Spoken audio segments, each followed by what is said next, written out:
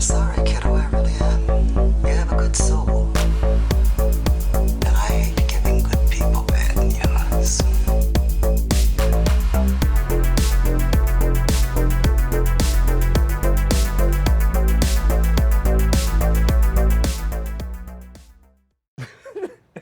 I'm Tony, he's Mike, and today we are doing a viewer request from our #1 commenter.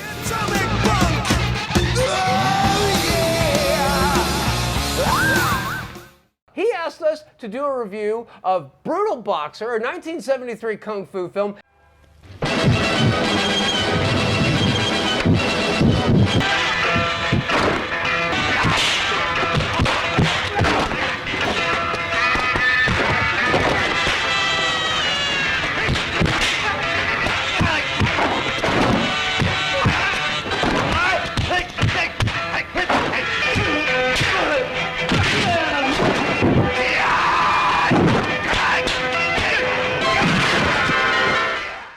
It's also actually floating around out there as Bloodfingers, I believe is the other name of it, which I guess makes total sense.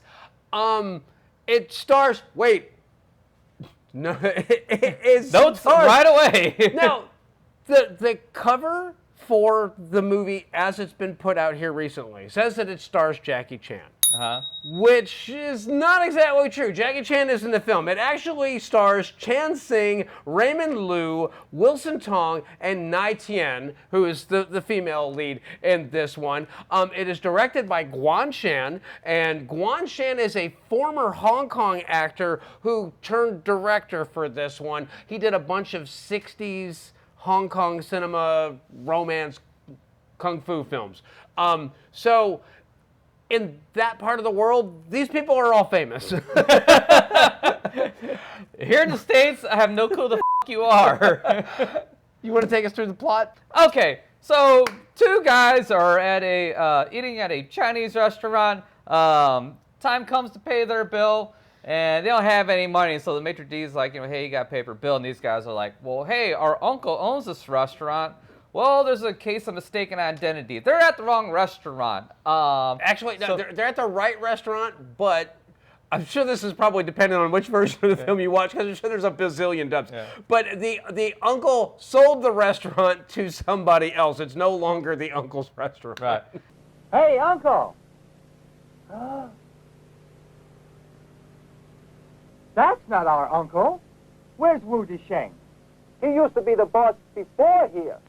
My boss is Wu Disheng. So anyways, they still can't afford to pay the bill. But we can't pay the bill. What? Can't pay? You better pay. I'll call my boss. You won't pay. You are thief! What? You be careful. You better watch your mouth. Oh, a tough guy.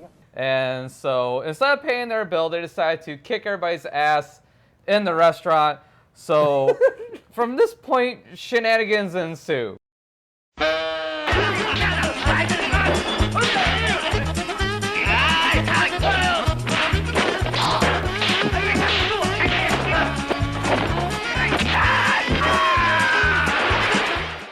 So anyway, so the funny thing about this is there's like all this wanton destruction and carnage and violence and all this shit for basically 2 lunch buffets and 2 Cokes. So $25 plus tip. 1973 money, $10. Right.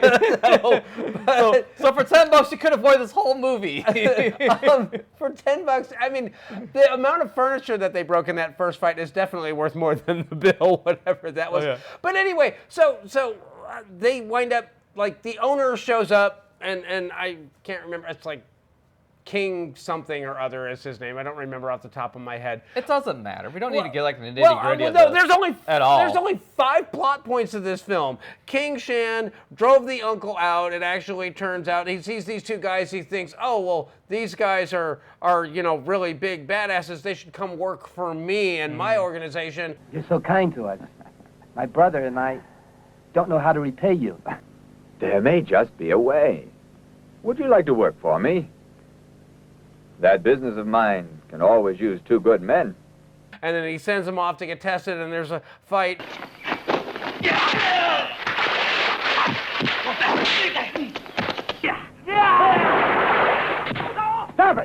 That's enough!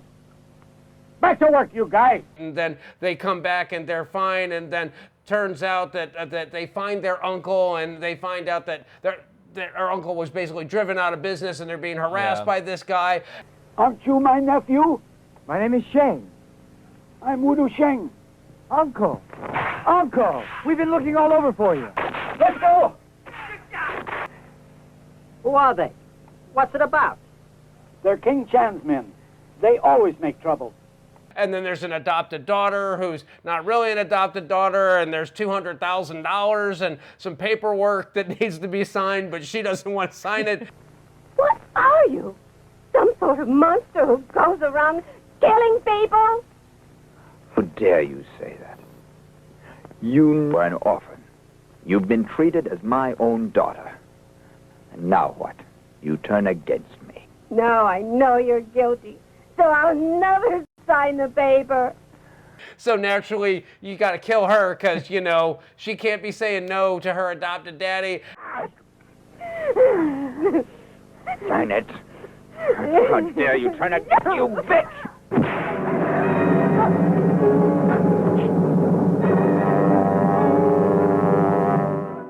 And then there's a big kung fu fight, and then he gets a pole stuck through his body. Yeah. And he dies, and the end, and literally that's exactly how it ends. So.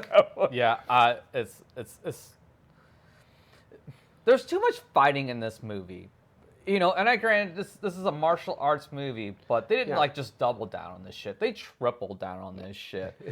And I mean, there's like what, maybe 5 pages of dialogue in this whole movie. I was gonna say in 72 minutes. So this is a really short movie. Yeah. It's an hour and 13 minutes, but in that 73 minutes, there is at least 40 minutes of fighting. Yeah. I mean, and the dialogue that is there, it basically is passing along like the barest minimum of what's actually going on, what this movie is actually supposed to be about. Now, I will say this.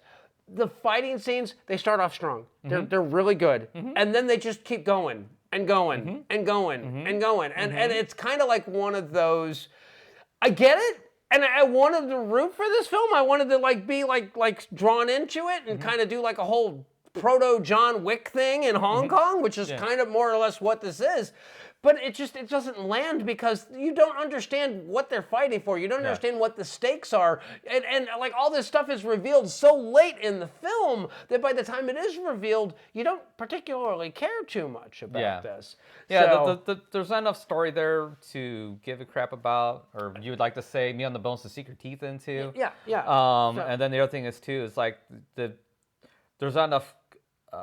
The actor's not charismatic enough to draw you in on their own either. And then it takes itself way too seriously for such a hokey, silly plot, you know, where all this shit gets started over an unpaid bill. Yeah.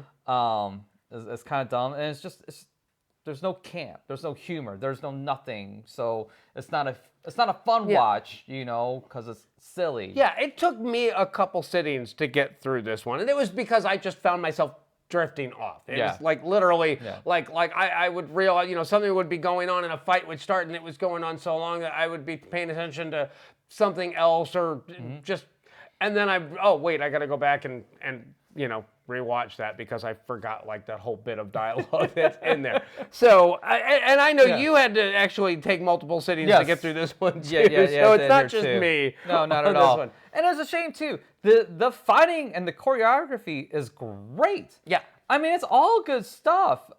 It's just too much of it. To care. It's like having an entire meal made out of chocolate. Yeah, exactly. So, yeah, I mean, chocolate is great, and I love chocolate. But you know what? If I had to eat like 3 meals a day and everything on it was chocolate, I would get sick of chocolate real fast. That's the best way I can explain this. But I will tell you this. Okay. I did a lot of digging on this one, and it's hard to find information about this film. There's nothing on this movie. I'm surprised you found what you found. Yeah, there is no Blu-ray release of this, number one. Number two, this was completely filmed in Thailand. It is actually considered one of the rarest Jackie Chan films all the way up until it got its DVD release. Now, the interesting thing about this is that this is part of the Wu-Tang collection. Yes, that Wu-Tang.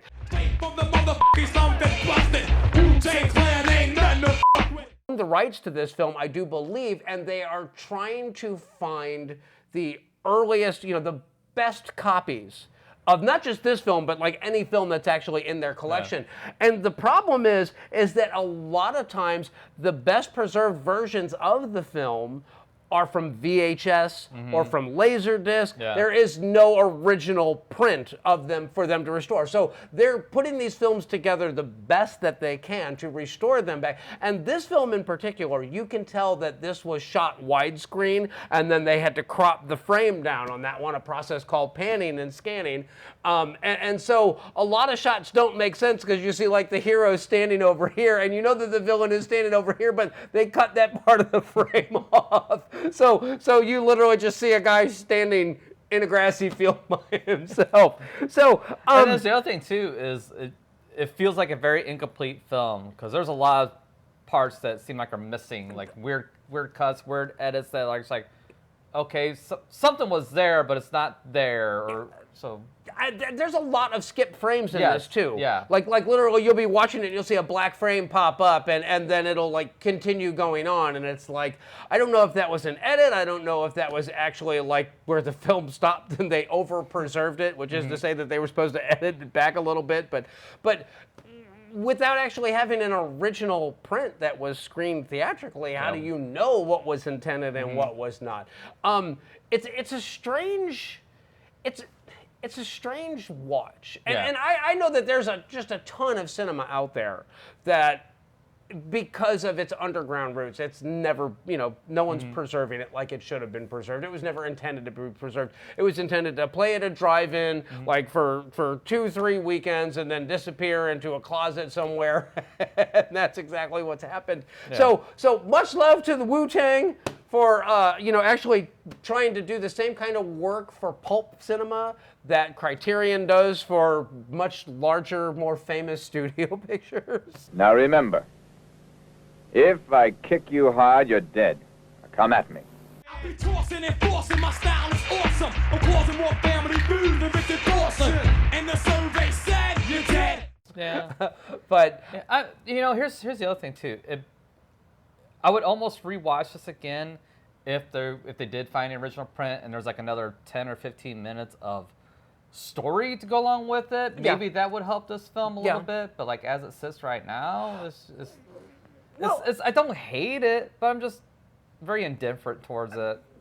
I guarantee there's probably a 90-minute cut of this film sitting around somewhere. And the other thing is that I know that like during the 70s, back before there was a home video market, it used to be that you could buy little cuts, like 16 millimeter or 8 millimeter prints that you could screen at home that had sound, and it was like the best scenes of your favorite movie. You could even find this like with Star Wars and Star Trek and Indiana Jones and all that. So it went into the early 80s. This was before VHS tapes became a thing. That was home media.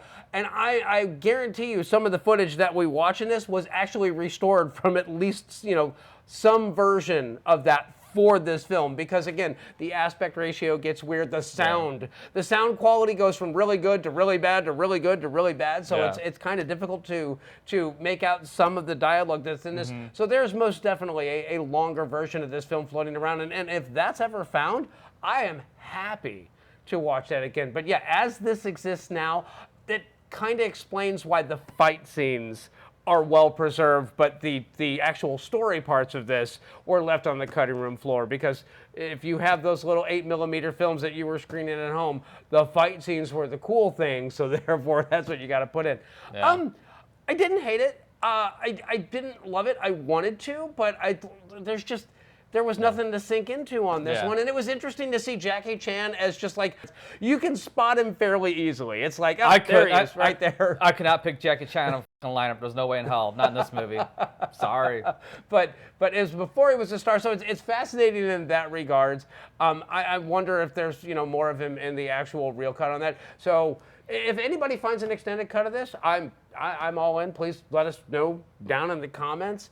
I wish there was more to talk about on this. I did all the digging that I possibly could, and it is hard mining to find data on this one. Okay. So, final, is it recommend, yes or no?